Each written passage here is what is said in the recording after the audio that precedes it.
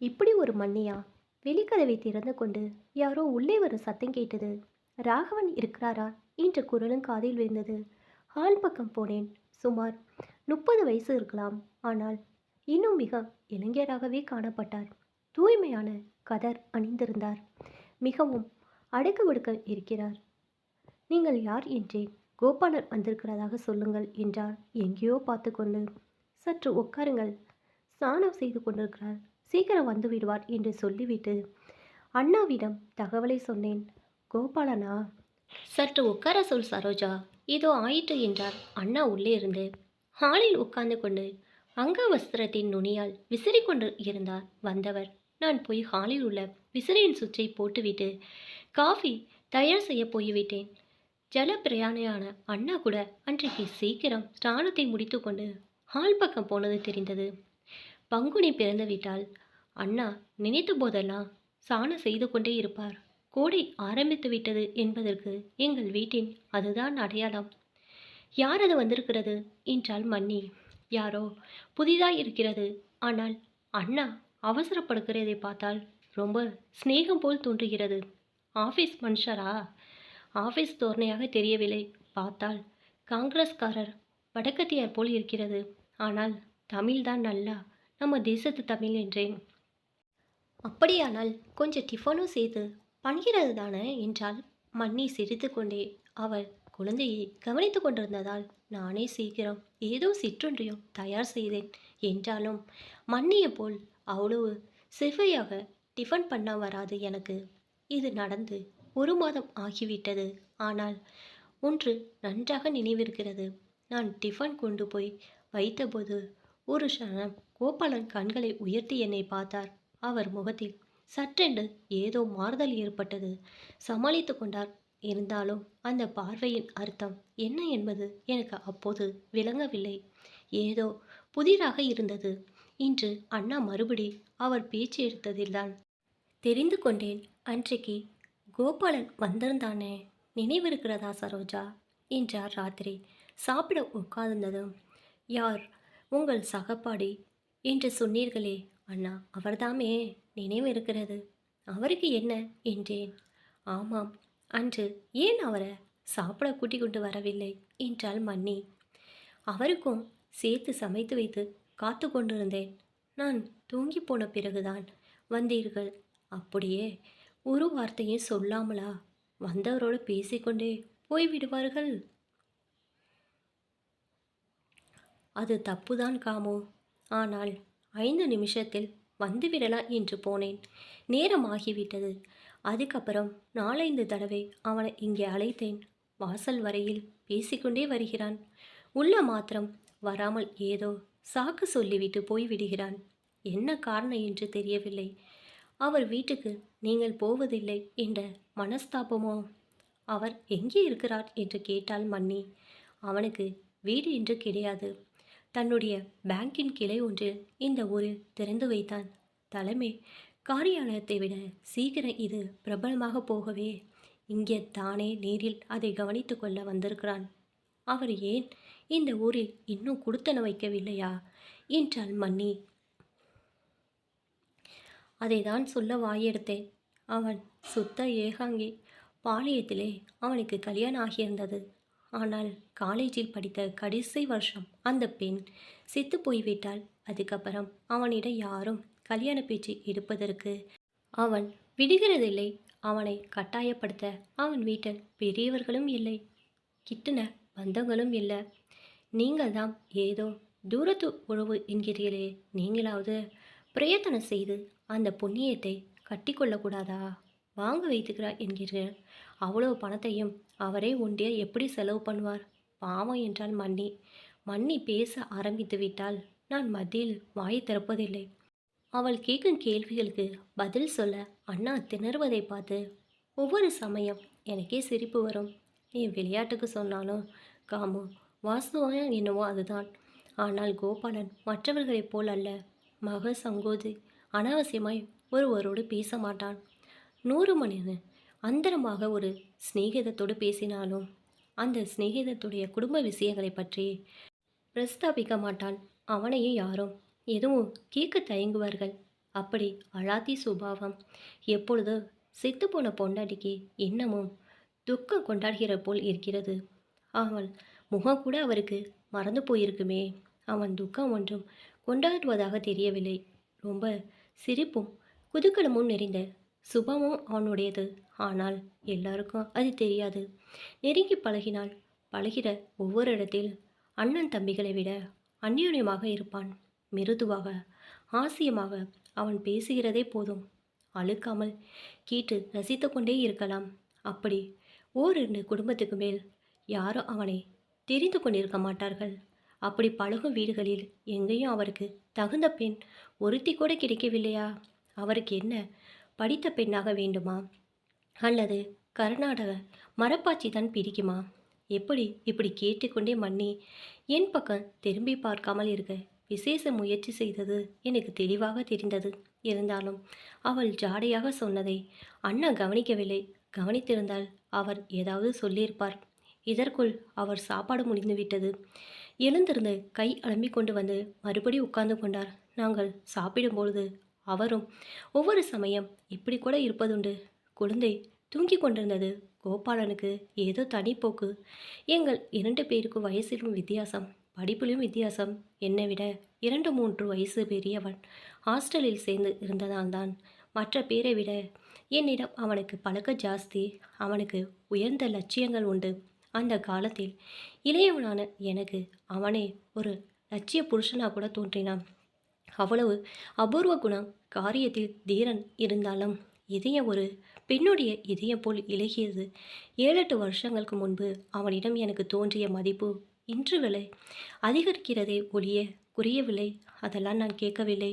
அவர் என்ன சந்நியாசியாக போய்விடப் போகிறாரா? அல்லது மறுபடி கல்யாணம் செய்து கொள்ளப் போகிறாரா? நீங்கள் வர்ணிக்கிற குணம் எல்லாம் நான் கேட்கவில்லை. மூத்தாளை ஒன்றும் அப்படி படுத்தினதாக காணோம்.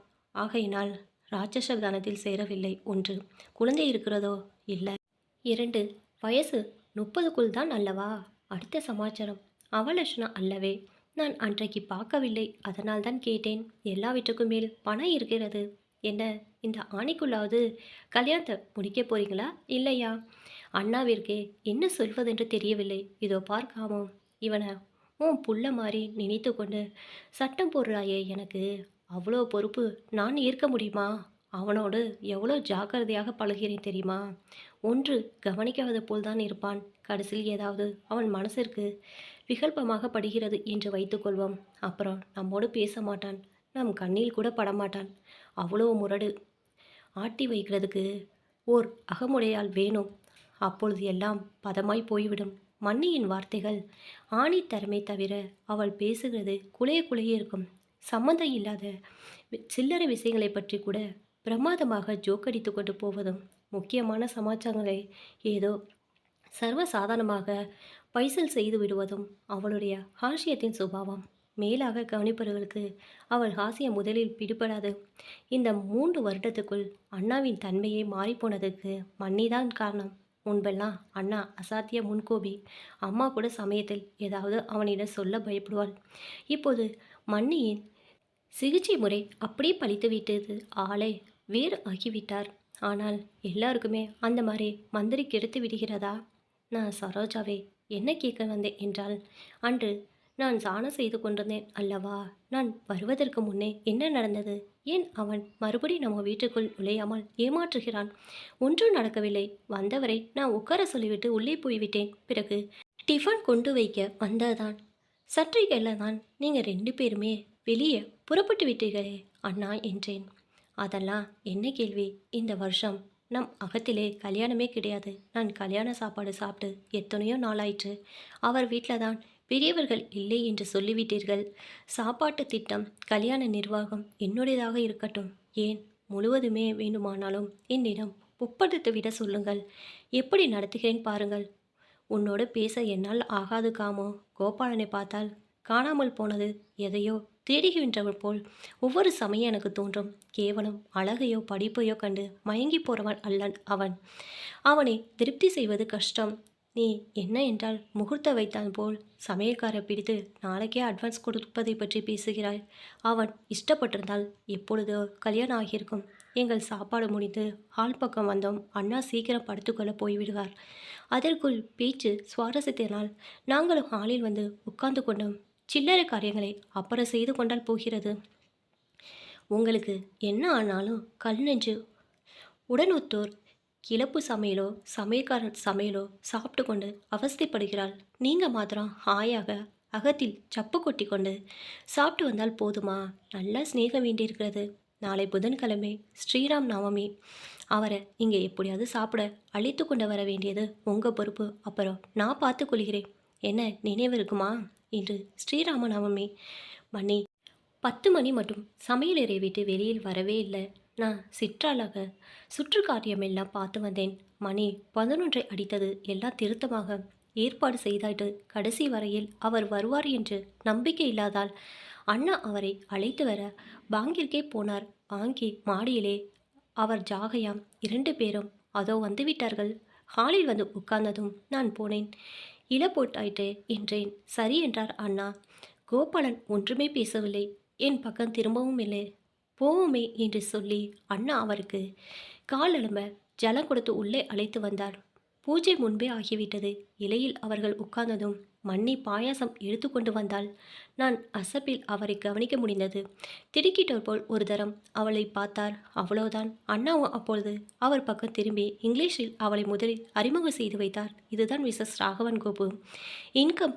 இன்டர்மீடியட் இன்கம்ப்ளீட்டாக போனதற்கு நான் தான் ஜவாப்தாரி. அந்த குற்றத்திற்கு இன்னும் தண்டனை அனுபவிக்கிறேன் கோபு. புருஷனை விட மனைவி கெட்டிக்காரி என்று பெயரெடுக்க புருஷன் இடம் கொடுக்க மாட்டானாம். அதனால்தான் அவள் படிப்பை நிறுத்திவிட சொன்னேனாம். என் பொறாமை பற்றி எப்போதாவது ஒரு தரம் அவள் சொல்லி காட்டாமல் இருப்பதில்லை. மன்னி பரிமாறிக்கொண்டிருந்தவள் லேசாக சிரித்தாள். கோபாலன் அதை கவனித்தார். அவர் முகத்திலும் கொஞ்சம் சிரிப்பு உதயமாயிட்டு.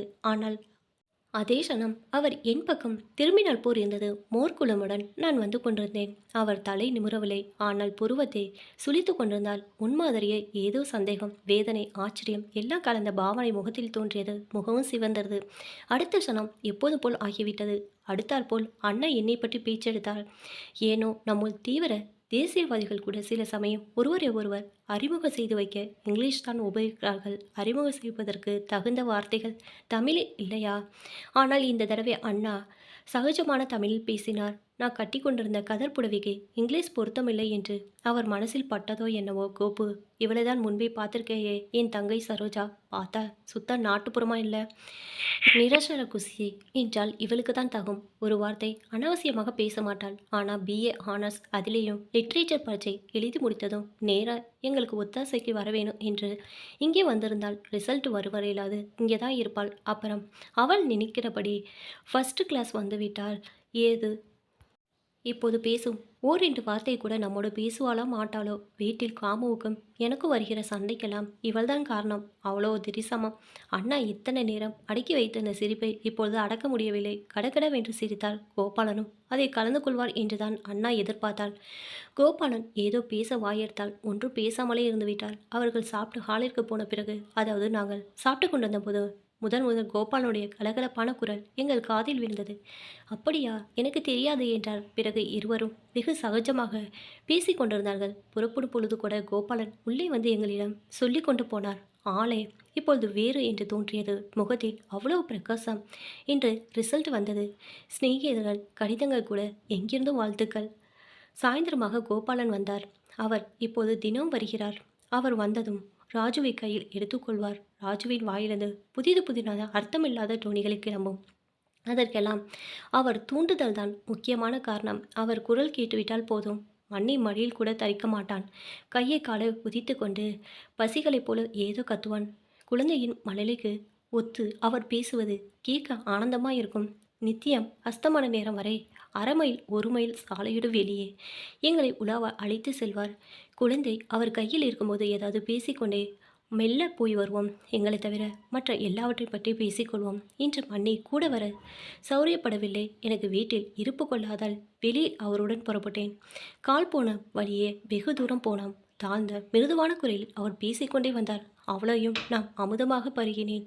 மாலை வேளையும் பசிகளை மேலே எரிந்து கொண்டே கூட்டை நோக்கி பறப்பதும் மரைகளின் உச்சியில் பொலித்து தங்கிய பொன் கிரகண கிரணமும் நாள் முழுவதும் அயர்ந்து கிடந்த காற்று விழித்திருந்து விற்றென்று வீசியதும் சாலையின் அமைதியும் எல்லா அனுகுணமாக இருந்தன. அன்று அவரை வெகுநேரம் பேசிக் கொண்டு வந்தார். தாம் வெகுநாள் தேடிய வஸ்து இப்போதான் புதையலைப் போல தமக்கு கிடைத்ததென்று சொன்னார். பெண்களில் இரண்டு விதம்தான். அவர் கண்களில் எங்கும் பட்டவனாம்.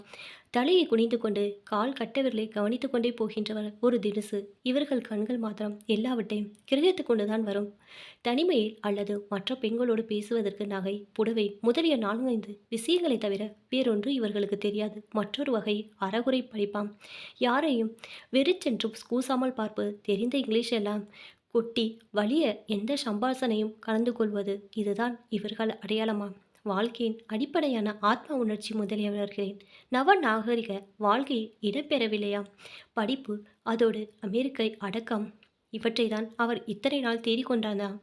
உயிர் தழைக்க செய்யும் உண்மை உணர்ச்சி வெள்ளம் எங்கே வற்றாது பெறுகிறது என்று கவனித்து வந்தாராம். தனக்கு தெரிந்ததை வெளிக்காட்ட வேண்டும் என்று எண்ணமில்லாமல் பிறருடைய மனப்பான்மை முதலில் சற்றடி கிரகிக்கும் சூஷ்ம உணர்ச்சி கிடைக்குமா எங்கேயாவது என்று எங்கே போயிருந்தாலாம். அழகை விட முகத்தில் உள்ள குறுகுறுப்பு முக்கியம். அதைவிட ஒரு பெண்ணின் கண்களில் உள்ள நேரான திடமான தெளிந்த பார்வை முக்கியம் என்பது அவர் கருத்தாம். என்னை அழகு என்று சொல்ல முடியாது, அழகு இல்லை என்று சொல்ல முடியாது, அப்பேற்பட்ட நிலைதான் உயர்ந்தது என்று சொன்னார். ஆத்மாவின் அழகு நடை உள்ள பாவனை ஒவ்வொன்றிலும் பிரதிபலிப்பதை விட கண்களில்தான் அதிகம் ஒளிர்கிறது. அம்மாதிரியான கண்களுக்கு நான் இப்போது அடிமையாகிவிட்டேன் என்று என்னென்னமாவோ சொன்னார். உலக அனுபவம் வாய்ந்த அவருடைய சொல் ஒவ்வொன்றும் கண்மயம் ஆழ்ந்த பொருள் உடையதாக இருந்தது. வீடு திரும்பின பொழுது அங்கே வேறு விருந்தினர்கள் வந்திருந்தது தெரிந்தது. எல்லாரும் சாப்பிட்டான பிறகு நான் வந்தவர்களுக்கு வேண்டிய சௌரியங்களை செய்து கொடுத்து அவர்களோடு பேசி கொண்டிருந்தேன். அண்ணாவும் அண்ணையும் கோபாலனை வழி அனுப்பிவிட்டு வந்தார்கள். ஆனால் அன்றிருந்த மன்னிக்கு என்னோட அதிகம் பேச ஒழிகிறதில்லை. அவ்வளோதான். கல்யாண திட்டத்தில் முனைந்திருந்தாலே ஜவுளி கடை பாத்திரக்கடை முதல் சமையல் ஏற்பாடு வரை எல்லாவற்றுக்கும் அவளே சர்வாதிகாரி அல்லவா? இன்னும் 4 நாட்கள் பாக்கி. இன்று வீட்டில் சீக்கிரமாக மூவரும் படுத்து கொண்டு விட்டோம். அலைச்சலும் ஆயாசமும் அதிகம் மன்னிக்கு. இருந்தாலும் அண்ணா ஏதோ சொல்லிக்கொண்டே வந்தார். மன்னியின் குரல் கடைசியில் இருந்தது. ஐயோ, இவ்வளோ அசராவா உன் தங்கைக்கு வாய்க்க வேணும்? ஒரு வீட்டுக்கு போனால் அங்கே எத்தனையோ பேர் இருப்பார்கள். இல்லை இல்லை, அன்று உன்னை கோப்பு பார்க்கவே இல்லை. சரோஜா மாத்திரம்தான் பார்த்தான். அவன் அப்படி முதலில் நினைத்தது தப்பில்லை. ஆனால் 2ஆம் தடவை வந்தானே, சாப்பிட கூட்டிருந்தமே, நினைவிருக்கிறதா? நினைவில்லாமல் என்ன? நான் பண்ண பிடிவாதது அது. அன்றைக்கே நான் 2 பேருக்கும் முடிச்சு போட்டு விட்டேன். என் திட்டப்படி நடந்ததா இல்லையா? துளியாவது பிசகு உண்டா சொல்லுங்கள். அதெல்லாம் சரி, உன் சமத்து யாருக்கு வரும்? இன்னொன்று அல்லவா சொல்ல வந்தேன். சாப்பிடும்போது சரோஜா என் தங்கை என்று நான் சொன்ன பிறகு கூட அவன் கலக்கம் தீரவில்லையாம். கல்யாணம் ஆகியிருக்கும் என்றே நினைத்தானாம். அன்றைக்கு ஹாலில் நானாக சொல்லாமல் போனான். இன்று வரை கூட அப்படியே நினைத்துதான் வேதனைப்பட்டிருப்பான். வீட்டு வழி மறுபடி வந்திருக்க மாட்டான். ஒரு பெண்ணை பார்த்தால் கல்யாணம் ஆனதும் ஆகாதும் கூடவா தெரியாமல் போயிடும். நெற்றியில் என்ன எழுதி ஒட்டியிருக்கிறதா? அதுவும் நீங்கள் எல்லோரும் இப்போது ஒரு விதமாக வேறு புழுவை உடிக்கிறீர்கள். எப்படி தெரியும்? நான் உன்னை முதலில் காலேஜில் எக்ஸிபிஷன் பார்த்தபோது என்ன நினைத்தே தெரியுமா? மற்ற பெண்களை விட ஒரு மனம் உயரமாக கூட நீ இருந்தாய். ஐயோ போதுமே, புருஷர்கள் எல்லாம் ஆனாலும் இவ்வளோ அசடாக இருக்க வேணாம். அதிலும் உங்கள் சிநேகிதர் முழு அசடு, வடிகட்டின அசடு என்றால் அழுத்தம் திருத்தமாக. நான் கழுக்கென்று என்னை அறியாமல் சிரித்து விட்டேன். மண்ணை காதில் விழுந்திருக்கும். தர்க்கம் அதோடு நின்று விட்டது.